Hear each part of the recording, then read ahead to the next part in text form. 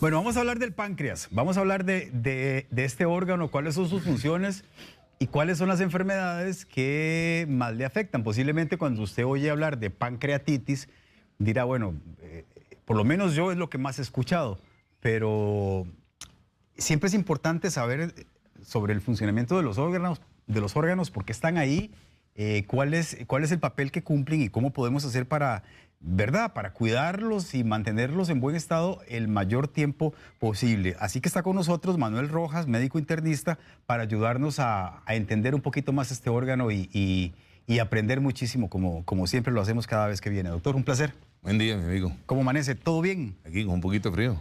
Bueno, vea, yo sé que el páncreas regula los niveles de azúcar en la sangre, ¿verdad? Eso es, digamos, como con la información básica, pero esa es la única función que cumple, ¿no? No. ¿Qué más hace? Es un órgano súper interesante. Aquí me traje una escala del páncreas. El páncreas tiene esta forma como de coma. Es un Muéstralo órgano. así a la cámara, doctor. Sí, ahí lo podemos ver. Téngalo ahí. Ahí está. Es una forma de coma. Tiene una cabeza, que es esta que está acá, tiene un cuello, tiene un cuerpo y tiene una cola. Y ahora vamos a ver por qué es importante esa distribución, sobre todo cuando uno habla de cáncer de páncreas, ¿verdad? Y este órgano está exactamente detrás del estómago. Entonces no es palpable normalmente porque tenemos el estómago adelante. Y es un órgano que podríamos decir que es una combinación de diversas funciones muy interesantes. Pero cuando uno ve la ubicación del páncreas también es importante ver que está en estrecha relación con el intestino delgado. Si nos imaginamos que esta mano derecha mía hace como una especie de C, esta es la segunda porción del intestino delgado, que es exactamente la que calza con la cabeza del páncreas. Esta es la segunda porción del intestino delgado y la cabeza del páncreas entra exactamente ahí. Y ahí es importante porque en esta porción del intestino delgado es donde el páncreas va a secretar todas las sustancias de las cuales vamos a ir hablando. Pero eso es el estrecho contacto que tienen esto. Entonces, cuando nosotros hablamos de páncreas, estamos hablando de un órgano que es interesante porque uno podría decir que tenemos dos tipos de páncreas. Un páncreas que es exocrino, eso quiere decir un páncreas que libera sustancias, específicamente enzimas, que son las que trabajan en la digestión, y un páncreas endocrinológico, que es el que tiene que ver con el control de la glucosa, entre otras cosas, con el desarrollo de la diabetes y demás. Este adornito no está aquí de casualidad, lo puse ahí para tratar de explicar. Y aquí vamos a magnificar, que yo solo con gráficos puedo, ¿verdad? Pero imagínense, ahí lo puedes ver. Imagínense que este es el páncreas. Entonces el páncreas tiene una serie de células alrededor, como estos botoncitos, que se llaman los acinos pancreáticos. Los acinos pancreáticos producen sustancias que nos permiten absorber proteínas, carbohidratos y grasas. Esa es la función fundamental de todas estas células periféricas que se llaman acinos. Entonces ahí vamos a tener células que producen sustancias o enzimas que absorben, por ejemplo, las proteínas. Cuando nos comemos un pescado o una carne, ¿qué es lo que hace que nosotros podamos absorber eso? La secreción de una sustancia que se llama tripsina y hay otras enzimas agregadas que en medicina se le llaman proteasas porque despedazan las proteínas para que puedan ser absorbidas. Resulta que en estas mismas celulitas periféricas, los acinos, también hay sustancias, enzimas, que nos permiten que absorbamos las grasas. Esas se llaman lipasas, de lípidos, porque recordemos que todo lo que son grasas también son necesarias para el metabolismo. Entonces en estos acinos vamos a tener esa producción de lipasas. Y resulta que también en estos acinos, en estas células periféricas, vamos a tener la producción de amilasas. ¿Y qué hacen las amilasas? Las amilasas nos permiten absorber los, ¿cómo se llama? Los hidratos de carbono. Todo lo que son azúcares y demás van a ser absorbidos a través de esa sustancia. Pero vea por qué puse el ejemplo así. Porque resulta también que entre los acinos hay canalitos y esos canales producen bicarbonato. ¿Y por qué es importante el bicarbonato? Porque resulta que todas estas sustancias van a secretarse al intestino delgado, llegan al intestino delgado donde viene el contenido alimentario. Y vea qué interesante, todo lo que es comida pasa primero por estómago, para que en el estómago es sometido a la acción de un ácido, que es el ácido clorhídrico. El ácido clorhídrico neutraliza la acción de estas enzimas. Entonces, cuando llega ese contenido alimentario, debe ser neutralizada la acidez y tenemos en estos canalitos que van por aquí la secreción de bicarbonato para frenar la acidez gástrica, para que las enzimas puedan trabajar. Y es interesante también otra cosa importante, estas enzimas son extremadamente fuertes. Y entonces uno dice, bueno, ¿qué pasa con las enzimas si se activaran dentro del páncreas? Empiezan a producir lesión. Estas enzimas están inactivas aquí y se activan cuando llegan al intestino. En el intestino hay sustancias que van a activar esta acción de estas sustancias para que podamos absorber grasas, podamos absorber lípidos, podamos absorber carbohidratos, podamos absorber proteínas. Esa es la primera parte, lo que se llamaría el páncreas exocrino, la parte de secreción, de asimilación de la digestión. Y aquí me robé otras flores de otro arreglo que andaba por ahí y las puse en el centro. ¿Por qué las puse en el centro? Porque existen otro tipo de células en el centro del páncreas que son las que se encargan de la función endocrinológica. Y hay 3 tipos de células ahí fundamentalmente. Las células beta, que son las famosas que producen la insulina. Este es el páncreas endocrinológico. Entonces las células beta nos van a producir insulina. Hay otras células también en el centro que se llaman células alfa. ¿Qué es lo que producen las células alfa? Producen una sustancia que hace el efecto contrario a la insulina. Se llama glucagón o glucagón, como quieran pronunciarlo. Y esta más bien es una hormona que lo que hace es subir los niveles de glucosa. ¿Cuándo se activa el glucagón? Se activa, por ejemplo, en estados de carencia. Estamos con una enfermedad terminal, no estamos comiendo, estamos en una dieta rigurosa. Nosotros no nos morimos de un día para otro. ¿Por qué? Porque empezamos a consumir reservas. Esto es, ahora que está tan de moda lo de la pandemia y los problemas laborales, esto es como cuando nosotros nos quedamos sin trabajo.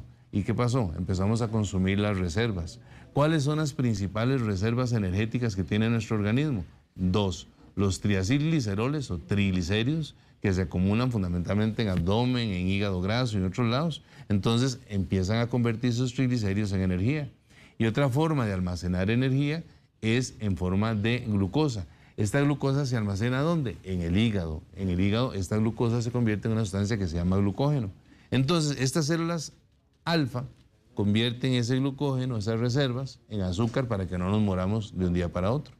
Y hay otro tipo de célula que se llama somatostatina, también producidas aquí en unas células delta, que lo que hacen es frenar tanto la insulina como la somatostatina. Entonces, como vemos, es muy complicado el páncreas en el sentido de que por un lado tenemos un páncreas que produce jugos gástricos, jugos pancreáticos, y por otro lado es un órgano endocrinológico que tiene íntima relación con el control de la glucosa y con el potencial desarrollo de la diabetes. Muy interesante, doctor. Gracias por la explicación y por la gráfica, porque es que sí nos ayuda a entenderlo. Vamos a ponerles una pantallita con algunos síntomas que podrían indicarnos que el páncreas está fallando o que por lo menos tiene algunos problemas para repasarlos y poder avanzar.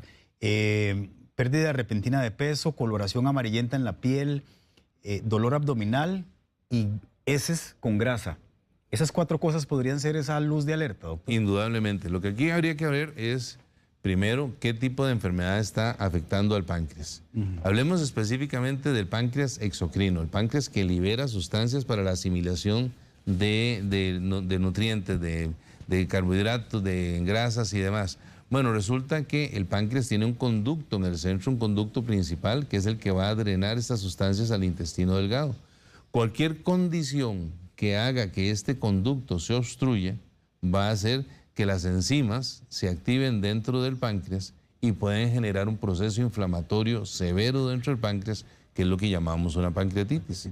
Entonces, cuando tenemos una pancreatitis, tenemos un paciente con un dolor abdominal intenso, de inicio súbito, que generalmente se irradia en hemicinturón hacia ambos lados del abdomen y que empieza a asociar náuseas, malestar general y demás, y es producto de la activación de estas enzimas que en vez de irse al intestino para digerir nutrientes, empiezan a digerir la propia grasa del páncreas y generar un fenómeno erosivo o agresivo dentro del páncreas. Entonces, dentro de una de las manifestaciones que estamos viendo es el dolor abdominal asociado a una pancreatitis. La pancreatitis, a su vez, puede tener un montón de factores precipitantes. Vea qué interesante. Todas estas sustancias que vienen del páncreas drenan, como dijimos, al intestino delgado. ¿Qué puede subir por el intestino delgado y meterse en el conducto del páncreas? Una lombriz. Las parasitosis, el Ascaris lumbricoides, que no es tan frecuente, pero se puede dar, puede entrar en contravía, meterse por ese conducto o generar un fenómeno de tipo obstructivo y generar una pancreatitis. Entonces es importante tomarlo en cuenta. También enfermedades infecciosas se ha asociado a la parotiditis, la enfermedad, las paperas, las famosas paperas. El mismo virus puede generar procesos inflamatorios a nivel de páncreas y generar una pancreatitis.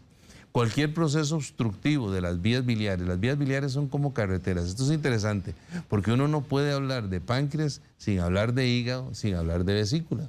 Imaginémonos, para que la gente entienda cómo es esto, el hígado es un edificio y ese edificio tiene dos carreteras que se unen en una carretera principal que es el conducto hepático. Bueno, resulta que este conducto hepático pasa a la autopista principal. ¿Cuál es la autopista principal? Se llama colédoco. Bueno, resulta que del otro edificio que se llama vesícula sale otra carretera que va a ir también a la autopista. Ese conducto es el conducto cístico o el conducto de la vesícula. Y del páncreas viene su conducto pancreático que también va a desembocar en la autopista principal. ¿Qué puede pasar en la autopista principal? Que tengamos un proceso obstructivo.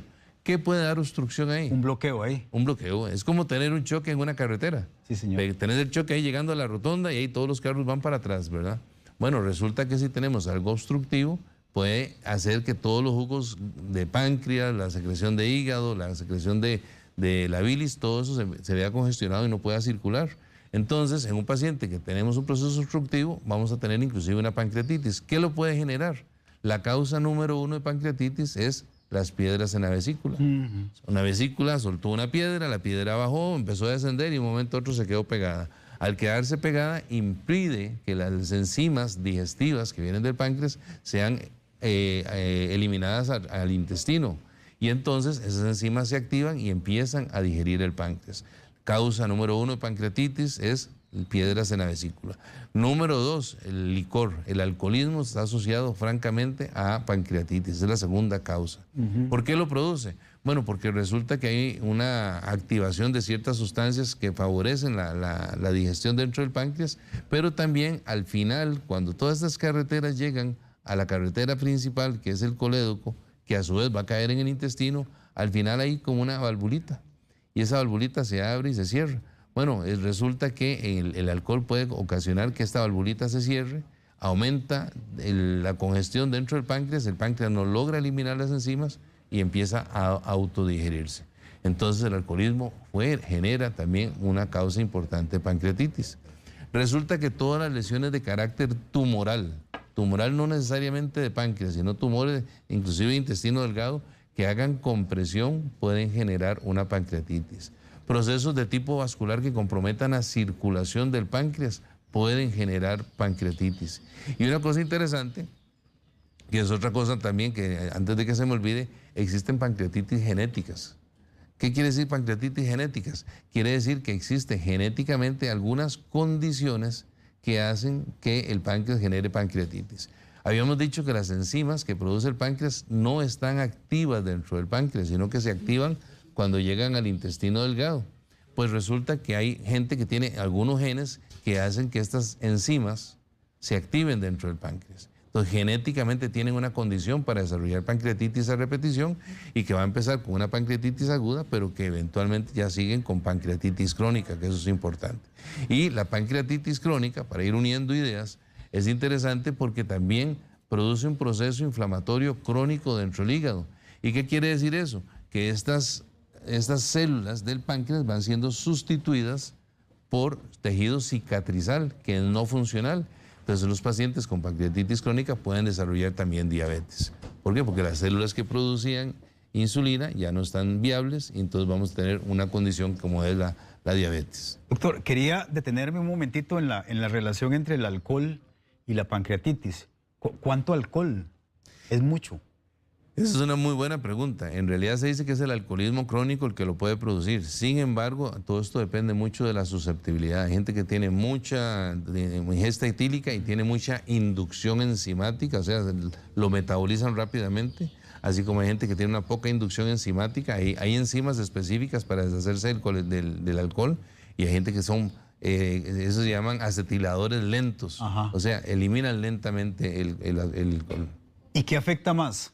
¿Mucho alcohol, o sea, en cantidad, o menos alcohol por muchos años, mucho tiempo? Se supone que mucho alcohol es lo que más le va a producir La daño. cantidad. Sí. La otra cosa que se ha asociado son las comidas copiosas, el que come opíparamente, es decir, que llegó el fin del mundo y se quiere comer todo. Entonces una persona comió exageradamente. Esto es un estímulo para que haya una liberación súbita de enzimas del páncreas que a su vez pueden generar una pancreatitis. Pero hay procesos de toda índole, como decía, hay procesos genéticos, hay procesos inflamatorios, hay procesos infecciosos, procesos obstructivos, tumorales, piedras y demás. Todo esto puede generar una pancreatitis. Que como decíamos, una pancreatitis es un episodio agudo. También las pancreatitis están catalogadas de acuerdo a su gravedad. Está la leve, está la moderadamente grave y está la grave que puede inclusive matar a una persona porque ya desencadena una serie de procesos no solamente a nivel de páncreas, sino a nivel de todo nuestro organismo. Las pancreatitis crónicas es interesante porque a veces pueden pasar desapercibidos si es el paciente que hace episodios a repetición de dolor abdominal. Pero una de las cosas interesantes, habíamos dicho que estos acinos, estas células son las que se comprometen y están comprometiendo la absorción de nutrientes. Entonces, ¿cómo puede ser una de las manifestaciones de un paciente con una pancreatitis crónica? El tener mala absorción de grasa. Entonces podemos tener heces que tienen grasa y entonces podemos ver que las heces flotan en el agua y que tienen contenido graso. Eso puede sugerir un síndrome de pancreatitis, una condición de pancreatitis crónica. Muy bien, vea. Pregunta Jamie Bustos. Si yo no tengo vesícula, ¿eso afecta el páncreas? No, no. Una cosa interesante es, se puede vivir sin vesícula totalmente. Porque la vesícula es simplemente un receptáculo, es como una bodeguita donde almacenamos la bilis, pero la bilis no la produce la vesícula, la bilis la produce el hígado. Y entonces el hígado, a través de sus dos conductos, el hepático izquierdo y el derecho, van a drenar la bilis y si no se almacena en vesícula, pues se pasa directo y va directo al intestino a ejercer sus funciones. ¿Qué es lo que hace la bilis? La gente dice, ¿para qué sirve la bilis? La bilis lo que hace es, un ejemplo, es una condición que en los químicos le llaman saponificación. ¿Qué es saponificación? Es hacer que las moléculas grandes de grasa se hagan en moléculas más chiquititas para que puedan ser absorbidas. Es un efecto jabón, por decirlo así. La bilis viene a ser un jabón. Muy bien, pregunta también Giovanna Porras que si el color amarillento en los ojos es por alguna enfermedad del páncreas. Ok, entonces ahí es una pregunta muy interesante. Volvamos al ejemplo de las carreteras. La carretera que viene del hígado, la carretera que tiene de la vesícula y la carretera que viene del páncreas, uniéndose a la autopista principal. Bueno, se nos quedó pegada una piedra, tenemos un tumor localizado, un fenómeno cicatrizal extenso ahí que obstruyó. Entonces las bilis, los pigmentos biliares que vienen del hígado y de la vesícula no van a poder ser evacuados al intestino delgado y entonces empiezan a acumular estos pigmentos. Entonces estos pigmentos hacen que la persona se ponga amarilla. Pero el ponerse amarillo, qué interesante. ¿Amarillo todo? Sí, se pone la piel, digamos, no solamente la parte blanca de los ojos. Uno habla de tegumentos, que tegumentos en realidad son la esclera, la boca, mucosas, pero en estados severos vos ves una persona que es como ver una papaya, totalmente amarillo, ¿verdad? Por el grado de obstrucción que tiene. Este grado de obstrucción de la circulación de los pigmentos biliares puede ser dado por causas benignas, transitorias, como una litiasis, así como puede ser por un cáncer de vías biliares. Estamos hablando de cáncer de vesícula, estamos hablando de cáncer de hígado, estamos hablando de cáncer de las vías biliares finales que se llaman ampulomas o cáncer propiamente dicho de la cabeza del páncreas, que esto es interesante. Cuando hablamos del páncreas, recordemos que esta es la formita del páncreas, ¿verdad? Cuando hablamos del páncreas, el paciente que se pone usualmente amarillo es el paciente que tiene cáncer en la cabeza del páncreas. El que tiene en el cuerpo y en la cola raramente se pone amarillo, pero sí tiene los síntomas constitucionales, la pérdida de peso, el ataque al estado general y lamentablemente en páncreas una de las cosas que más le duele a uno es que usualmente el diagnóstico es muy tardío. Casi siempre cuando uno hace un diagnóstico de cáncer de páncreas, el páncreas ya está muy avanzado. Ya no hay nada que hacer. Hay condiciones, hay cirugía, la cirugía de Whipple y hay un montón de condiciones que se pueden hacer, pero generalmente el cáncer de páncreas tiene una remisión importante. Un gran porcentaje de los pacientes, a pesar de haber erradicado la lesión tumoral, al año tienen recidiva. Y la expectativa de vida sin cirugía usualmente son 3 meses. Y raramente un paciente puede llegar a vivir más de 5 años después de un cáncer de páncreas. Eileen Brenes, cuando hay vómito de color amarillo fuerte, además colitis, gastritis, ¿puede ser que el páncreas esté trabajando mal? Eso es una muy buena pregunta. Entonces aquí vamos a tocar otro tema. Ya no hablemos de la pancreatitis aguda ni la pancreatitis crónica, sino que existe un término que esto me interesa montones que la gente lo entienda.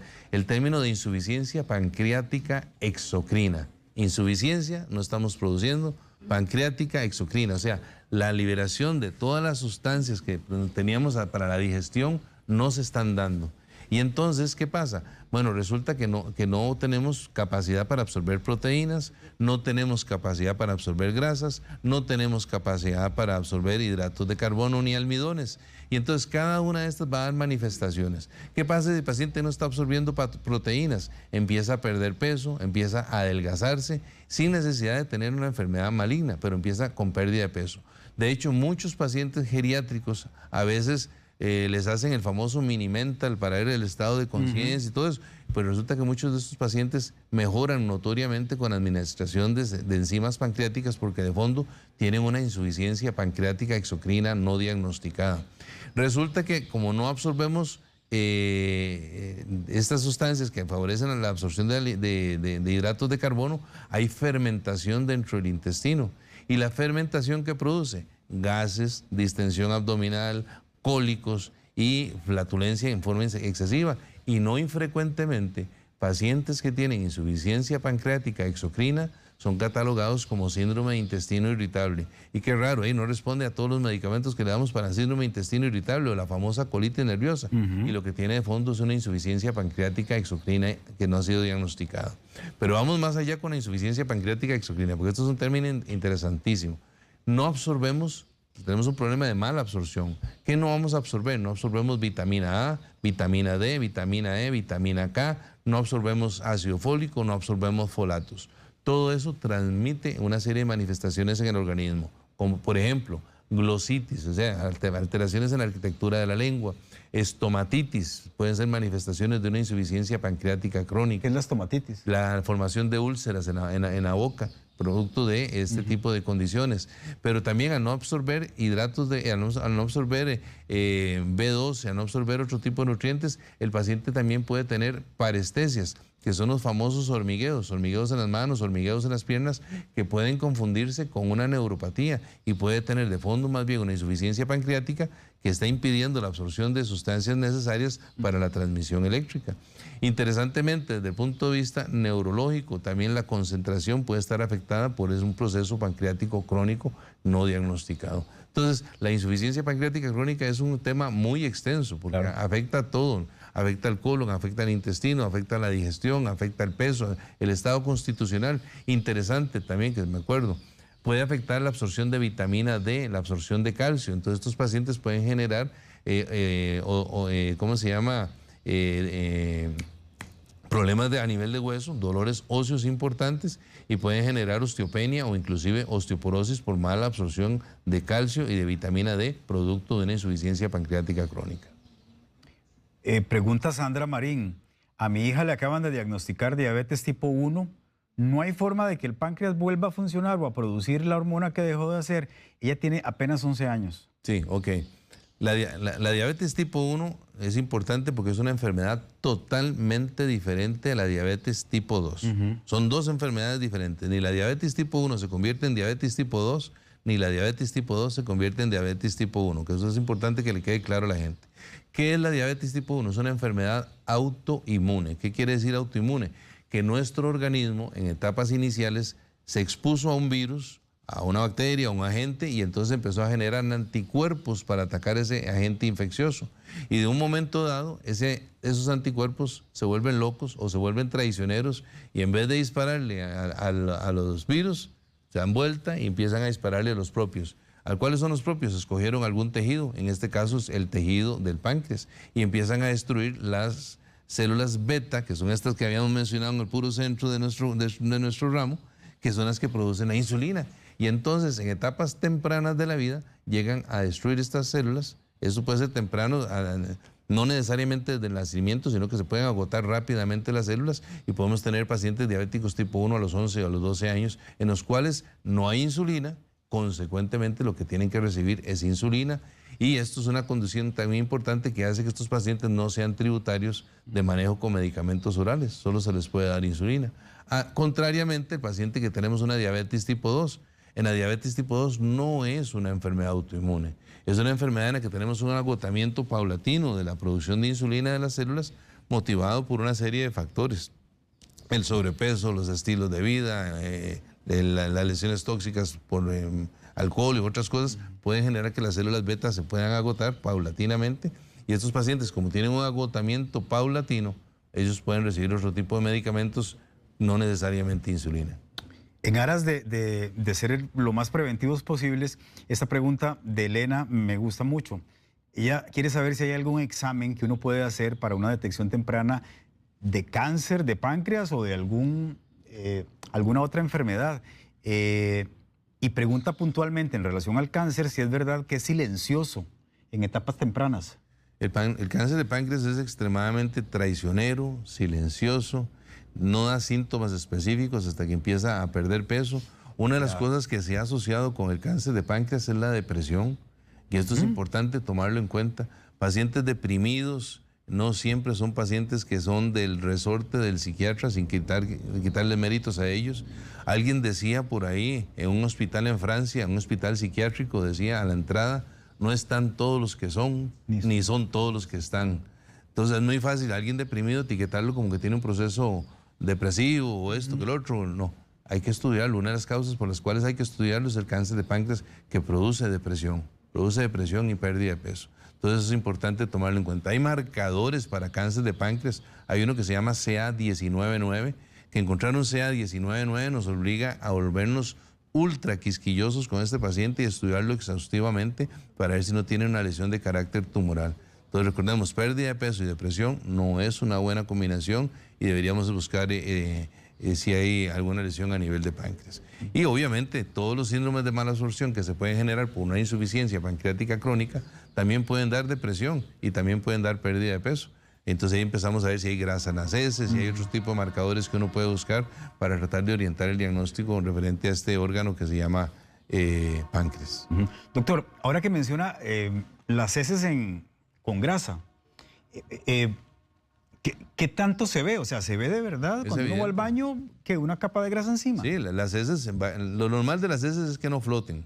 Si están flotando es que tienen grasa, pero a veces la cantidad de grasa es muy, muy evidente y se ve que brillan las heces y quiere decir que está perdiendo grasa, y eso puede hablar de un síndrome de malabsorción provocado por una probable insuficiencia pancreática exocrina, o tal vez por una pancreatitis crónica, la otra condición. Que anda una mosca que me está matando hace rato. La mosca de la tele, doctor. En todos los programas hay una mosca que quiere figurar. Sí, es de la farándula. ¿A usted le tocó hoy? Doctor, vea, quiero retomar lo que preguntaba Elena. Digo, así como hay exámenes para saber cómo está mi corazón, ¿no hay un examen que yo me pueda hacer para saber cómo está mi páncreas? Sí, claro, obviamente. Uno primero anda exámenes uno actúa de acuerdo a los síntomas del paciente. Ahora, si el paciente dice en forma preventiva, yo quiero hacerme un estudio de cómo está el páncreas, debería hacerse una tomografía de páncreas. Pero es caro, no siempre se justifica, pero si alguien quiere hacerse, ahí está. Y obviamente los marcadores tumorales, entre los cuales está el CA19-9, que es un marcador específico de cáncer de páncreas. Lady GR, hace unos meses un médico privado me dijo que mi páncreas estaba con una función que no era normal, que estaba trabajando más de lo habitual y que por lo general mi cuerpo está produciendo más insulina de lo normal. ¿Qué tan peligroso es eso? Tengo 41 años. Hay condiciones, hay una condición genética que puede generar que el páncreas tenga un exceso de producción de las células beta. Ajá. Y a su vez esto puede producir, sobre todo en niños, ¿verdad? Pero se puede dar también en adultos, en la cual puede producir exceso de producción de insulina y consecuentemente produce episodios de hipoglicemia. También hay que ver los pacientes que tienen lo que se llaman insulinomas, que son tumores productores de insulina que también pueden producir bajonazos de azúcar. Entonces también un paciente que no es diabético, un paciente que no está haciendo dieta y de un momento a otro hace un síncope, una descomposición, le estamos documentando que está hipoglicémico, algo está pasando, algo está liberando en forma excesiva insulina, y entonces hay que empezar a estudiar esto. El paciente que tiene una proliferación anormal de células normales pero que produce más células y más insulina, o si tiene un tumor focalizado, como podría ser un insulinoma. Doctor, en algunos casos, ahora que menciona los tumores, en algunos casos los tumores pueden ser benignos, me imagino. Bueno, sí, en realidad la palabra tumor lo que significa en medicina es masa. Tumor maligno es cáncer. Okay. Ahora, los tumores benignos, dependiendo de su ubicación, pueden tener un comportamiento maligno. Por ejemplo, un tumor benigno que esté ubicado en la pura salida del ¿cómo se llama? De los conductos estos que vienen del páncreas, se comporta como maligno porque produce una obstrucción que a su vez está generando pancreatitis a repetición. Pero desde el punto de vista estirpe, estirpe quiere decir el tipo de tejido, es benigno. Así que es importante aclarar eso. Hay tumores benignos, tumores malignos. ¿En qué casos quitan el páncreas? Digo, pregunto, ¿eso se hace? Se puede hacer. ¿Y uno puede vivir sin páncreas? Sí. Sí, obviamente, vean todas las funciones que mencionamos. Sí, es que es mucho. Es muchas. Entonces, tenemos un montón de funciones que el médico, una vez que quita el páncreas, porque tenía una condición, por ejemplo, un cáncer de cabeza de páncreas, y el médico se ve obligado, y tal vez tiene extensión hacia cuerpo, se ve obligado a quitar todo el páncreas. Se quita todo. Bueno, por eso. En algunos casos se quita una parte, nada más. Sí, hay una cirugía que se llama cirugía de Whipple, que se usa para el cáncer de cabeza de páncreas. Quitan la cabeza del páncreas, habíamos dicho que el páncreas... ¿Qué es esta parte, la gruesa? Sí, esta es la cabeza, y que aquí tenemos el intestino, la segunda parte del intestino delgado. Bueno, también esto se va en la cirugía.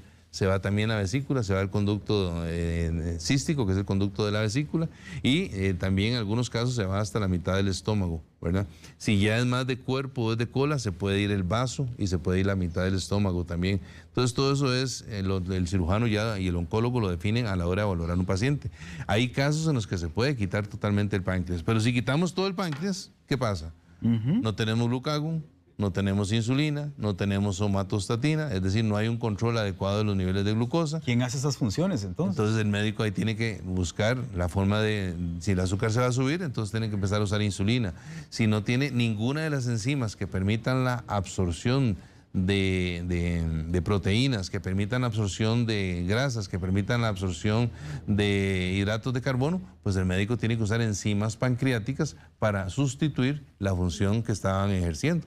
Y evidentemente también tiene que valorar mucho el nivel de acidez del intestino, que es otra cosa importante. ¿Por qué? Porque si nosotros tenemos mucha acidez, el exceso de ácido neutraliza la acción de las enzimas pancreáticas. Entonces estos pacientes deben de recibir medicamentos que disminuyan la acidez gástrica. Muy bien, Lidiet Salas, ya para ir cerrando. Picazón sin control en la piel, aparición de vejiguitas, ¿eso forma parte de los síntomas de insuficiencia pancreática? Pudiera ser. Lo que pasa es que a uno le preocupa... hígado y páncreas son temas muy interesantes y muy extensos. Existe, por ejemplo, una condición que se llama cirrosis biliar primaria. ¿Qué es cirrosis biliar primaria? Bueno, resulta que habíamos dicho que en el hígado se producen la bilis. La bilis pasa por una serie de conductos, unos que son dentro del hígado, que se llaman intrahepáticos, y otras vías que se llaman extrahepáticas porque están fuera del hígado. Bueno, resulta que en estos conductitos intrahepáticos se pueden empezar, por condiciones de tipo genético, se pueden empezar a fibrosar, a endurecer.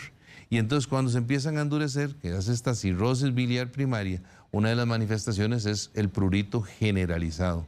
Empieza con una picazón generalizada y más adelante pues ya empiezan con sus cambios de coloración. Entonces toda picazón, que es también otro comercial, no toda picazón es alergia. Muchas veces podemos tener un problema de vías biliares que genera a su vez picazón. Por eso es importante. ¿Y eso cómo se determina? O sea, ¿cómo se determina que la picazón? Porque lo primero que uno piensa cuando tiene picazón es que tiene algún problema dermatológico. El médico empieza a pedir exámenes de laboratorio con los cuales puede valorar en forma inicial cómo está el drenaje de las bilis y demás. Exámenes como las bilirrubinas y un examen muy importante y fácil de hacer que se llama fosfatasa alcalina. Encontrar un paciente con fosfatasa alcalina y que está con prurito elevado, ahí a uno se le para el pelo porque puede tener una cirrosis biliar primaria. Doctor, ya para cerrar, ¿cómo hacemos para procurar el buen estado del páncreas?